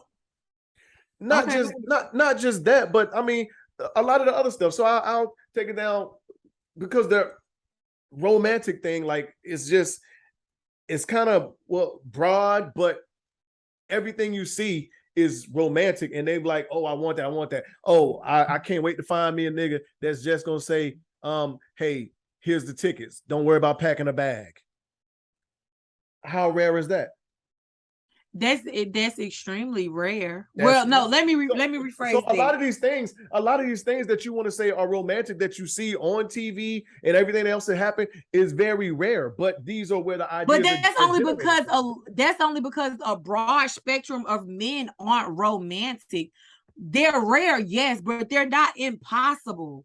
No, it's not impossible. No, and it's not the hardest thing in the world to find different and unique ways to show your woman that you love her. You are absolutely right. But then it comes into the question of, okay, like I gave you the park idea. A lot of women will say that's not park. That's not romantic. That's not even a good first date. Maybe I wanted to go to the library and sit down with you and talk. Maybe I found a book that a poem book that was very nice, and I wanted to read a couple poems to you or something like and some people might think that's romantic. Some people be like, nigga, I don't want to go to no motherfucking park. What the fuck? Okay, so listen, right? Or the library or whatever. Yeah.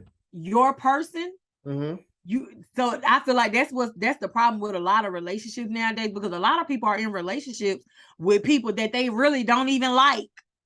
Mm-hmm. The person who I desire to be in a relationship with, you're gonna like me so much that you're gonna do anything that's gonna make me happy, and I'm gonna do the same thing in return. Okay. If I fall in love with a nigga who love Game of Thrones, bitch, I'm dressing up like Khaleesi.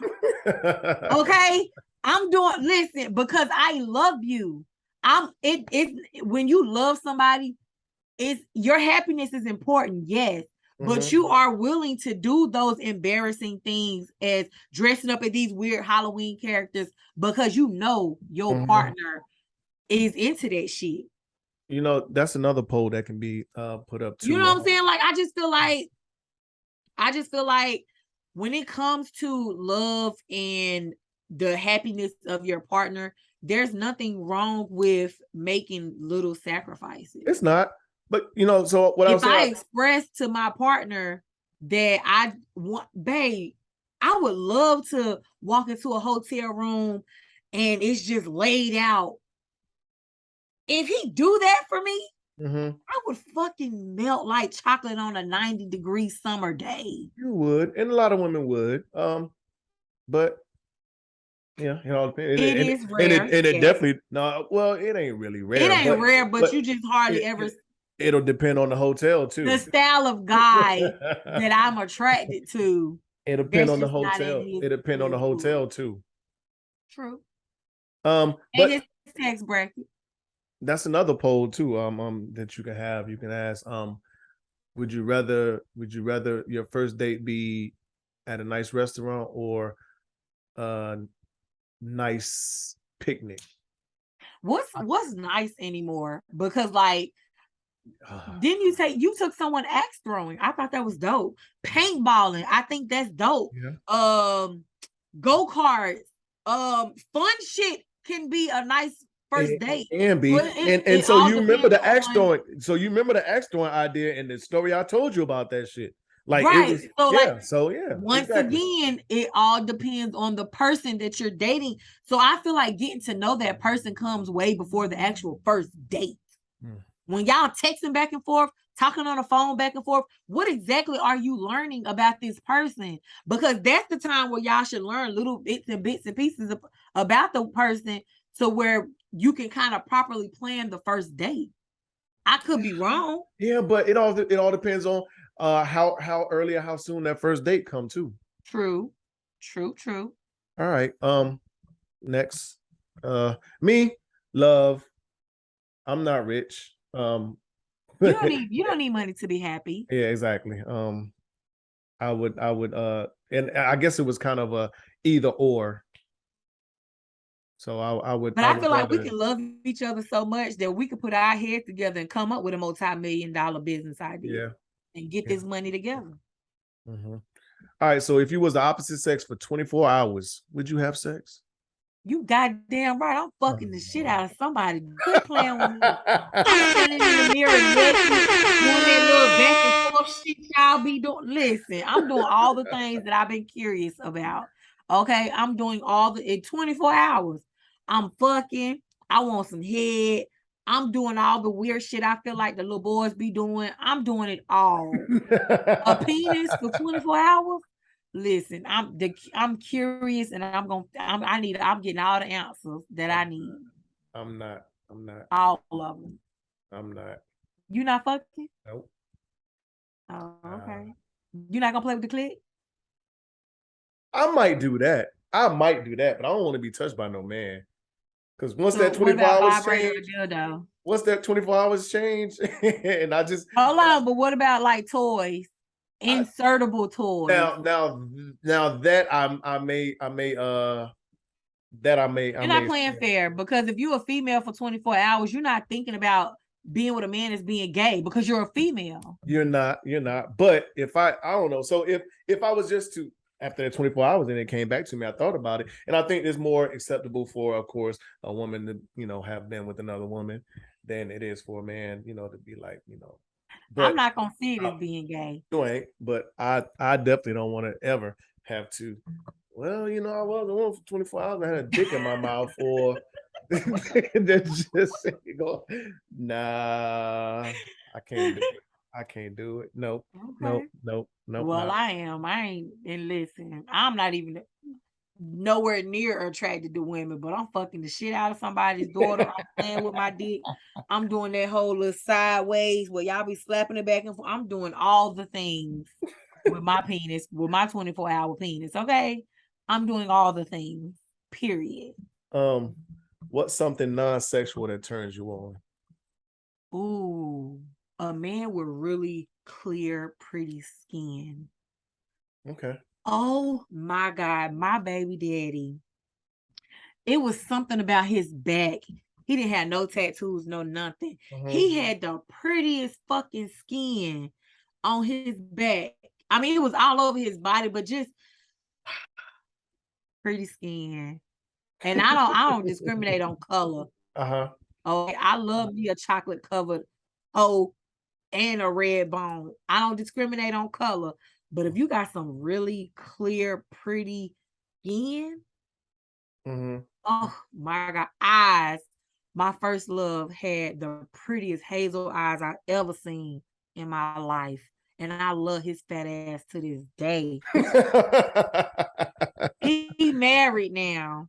and I respect his wife. I Uh-huh. need her to know, girl, you fuck up one time and I'm on your ass. I'm on his ass.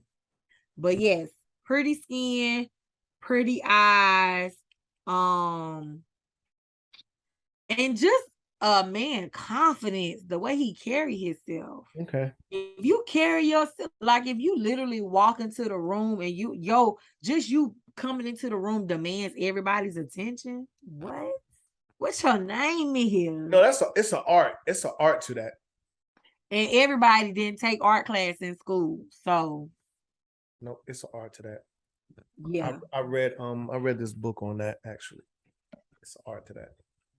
That silent confidence that when you come in, you not really announce your arrival, but your presence, how you doing? You shake itself. hands, like because you got men that walk in the room and just go find their seat and sit down. You got men that come in there, might not even know these three niggas. Hey, how you doing? How you doing? How you doing? How you doing? Hey, ma'am, how you doing? How you doing? You know what I'm saying? So yeah, I got you. It's just that confidence.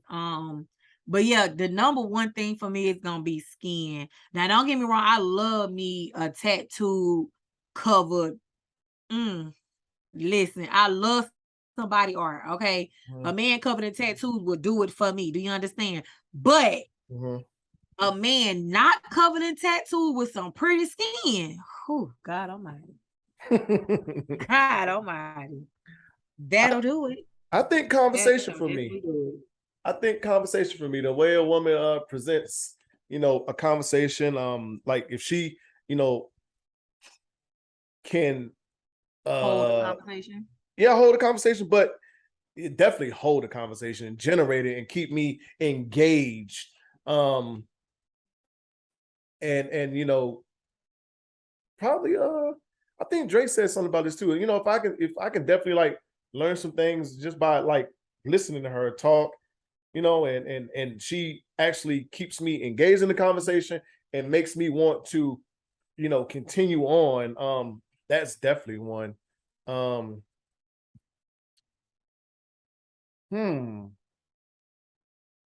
I gave you 3, so you need to give me 3. Oh wow.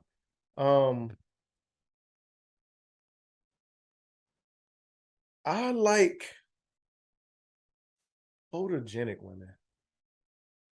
I used to love, like, what happened to waking up in the morning to like morning selfies? Boy, stop fucking playing. We be too goddamn tired and we sleep and the bonnets be all the way in the living room. Don't do that. It could be the on the way to work selfie. Or just the no makeup selfie, but don't do that whole waking up first thing out of bed. No, not just roll over and check your phone and click. But no, you know what I'm talking about. Just the natural, no makeup, no lashes, no weave, just the whole you as you selfie. No, it might not even be that. It could be, like I said, the on the way to work selfie. You done got yourself put together and take a quick one, thinking about you, send it, good morning, how you doing? Oh, something personal, something actually sent to you, not necessarily posted on social media. Yeah, no. I don't even like listen, okay. I don't even like that social media shit. When I do get pictures and it's some shit I seen on social media, I don't want that. Don't send me nothing you sent everybody else seeing. So I remember when I was liking this guy, or me and this guy called ourselves liking each other, and I took a really fire pic. I sent it to him first, and I'm like, listen, I'm letting you see it first before I post it on social media. Yeah, it got to be a buffer. All right, you send it to me. You got to be a day or two before you even post it. So it was like maybe 30 minutes before I posted it on social media. Nah. It was more so like 30 minutes before I posted on social media. But the next time I start liking somebody like that, I'm gonna see if I can wait a day or two before I let the world see it. Like don't do that no more. It's just a dry ass good morning, or then you got I feel like stuff like that ain't appreciated for real. What pictures? Or no, like good morning texts. I feel like stuff like that really isn't appreciated because we get it so often from people we really don't like. So yeah, it becomes very repetitive to a certain. And then now that Apple has it where I can set it up in my phone to text 5 niggas good morning every morning at the same time. Oh, really? I didn't know that. Yes. You can do that with your cell phone now. So it's to the point where not only is it not appreciated, but then it's like we can't even tell if it's genuine or not. Okay, I understand. Listen, I miss the morning selfie days. And then, like I said, it ain't the early waking up in the morning. But okay, photogenic. And a woman, an affectionate woman. I've been saying that for a while. I need to explain affectionate. Because I feel like affection and clingy. Well, so borderline clingy then. I'll go with borderline clingy then. You know what? I ain't never experienced the clingy nigga. I ain't never been with a man that was clingy. I think I want to experience it. I want a man that just want to be up my ass crack all day. I want to see what that's like. So I have experienced a clingy woman. And at the time it was new and I didn't really like, it was all right, but you know, we wasn't like a item or anything. We was just, fucking on each other. But after, I moved on, she moved on. I was like, and when you start like dating, you like, damn, like, you know what I'm saying? Like just the simple shit, like every time I turned around, like she always felt like she had to have her hands on me. She rubbing on me, touching on me. We driving, she's rubbing the back of my neck, head, stroking my face. I got my hand on the steering wheel on the stick. She put her hand on it. She's rubbing. You know what I'm saying? Like it don't matter. You can be sitting on the sofa watching TV and she up under, rubbing on your chest or you know what I'm saying? Like it's just, yeah. But at the time, I'm just like, I think I said it before. I felt like I was. I remember the conversation. I felt like I was around the damn octopus. I was like, damn, it's hands everywhere. I just felt like. I remember the episode. Yeah. I just felt like it's a hand here, hand. But listen, yeah, that's. I'll take that. I'll take that over. Yeah. So I will say this: after being single for so long. Hold on. Right, so I will I can't even remember what I was gonna say. It's fine. I think I know exactly what I was gonna say. Okay. Go ahead. So I was gonna say that so I will say this: after being single for so long, I feel like the next serious relationship that I do get into, I am not going to take it for granted. I feel like after being single for so long, I realized I don't like being single. I'm actually that person that love is my superpower, and I feel weird not being able to express that love with someone. I'm not talking about the love that I have for my kids or family, but just being able to express that love with somebody of the opposite sex. I don't like not being able to do that on a regular basis. So I will say that the next relationship that I do get into that I feel like is going to grow into something long-term, possibly marriage, I will not take that love for granted. I will not take that relationship for granted. And even though I may have never taken a relationship for granted before, I feel like I'll do things different. I'll pay attention to the red flags. Because that's something that I probably never did before. But yeah, after being single for a long time, you start to realize, I'm just speaking for myself, I'm starting to realize that my next relationship will not be taken for granted. Okay. All right. So, yeah. Well, look, ma'am, I appreciate you for joining me and filling in for Dre. I'm going to let you go ahead and... You say he's on vacation? He should be. Well, by the time this come out, he will be. Hopefully he is. He got some sand between his toes, like I said, drinking a Mai Tai or something. Absolutely. I love it when when my friends out and about on vacation, doing shit, living life to the fullest. That's what we got to do. But go ahead and y'all know me. I don't need no introduction. I don't need no outro. I am Aisha Hadia. I make up 100% of Coffee and Apple Juice podcast. New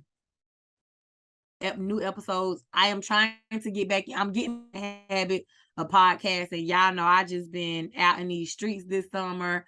So I haven't been fulfilling my duty and giving you guys the content that y'all deserve. I do apologize. Well, I don't apologize because I'm living my best life, but Absolutely. Podcasting is a passion of mine. So I'm definitely going to get back into it. So yes, look forward to new episodes every Wednesday. Also, I don't know if I want to kind of spill the beans on this, but Coffee and Apple Juice and Unapologetic, the podcast, may be teaming up to bring y'all some content together. Maybe it's in the works. We don't know just yet, but just to kind of throw that out there. Yeah. But yeah, y'all know who I am. Y'all already know what I represent, how I'm coming. Anytime Reggie need me, I am literally a Zoom call, phone call, text message, FaceTime away. Mm-hmm. I appreciate it. You're welcome. Was you gonna do the mental health piece? Nah, we good. What do you say? Same shit, different toilet.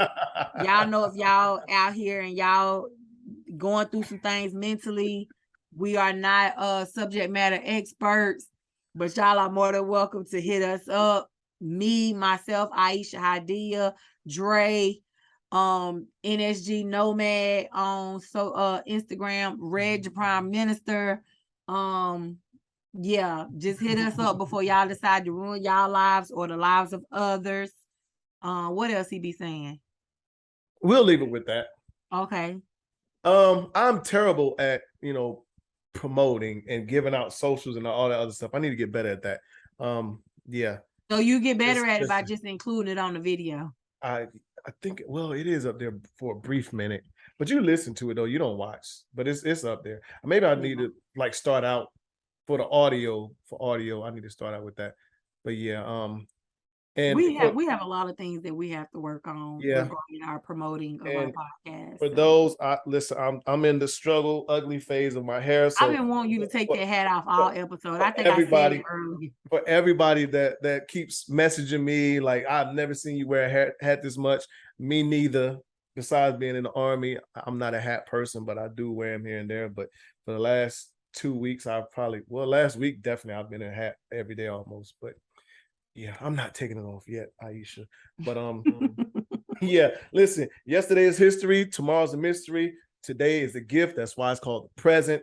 It's Reg Prime Minister. I am signing out for myself and Dre the Nomad. Aisha, thank you once again for coming on. You're more than welcome. Anytime. I enjoyed it as always. We didn't even anything I had noted, we probably didn't even talk about. We just our conversations just flow. Yeah, but they flow too, which is good. But yes, as always, we're unapologetic, we're unfiltered. Thank y'all for tuning in to another episode. We will see y'all next week. We out of here. Peace. You know what it is. Thanks for listening to another episode of Unapologetic, the podcast. Don't forget to share, like, and subscribe. Better follow me.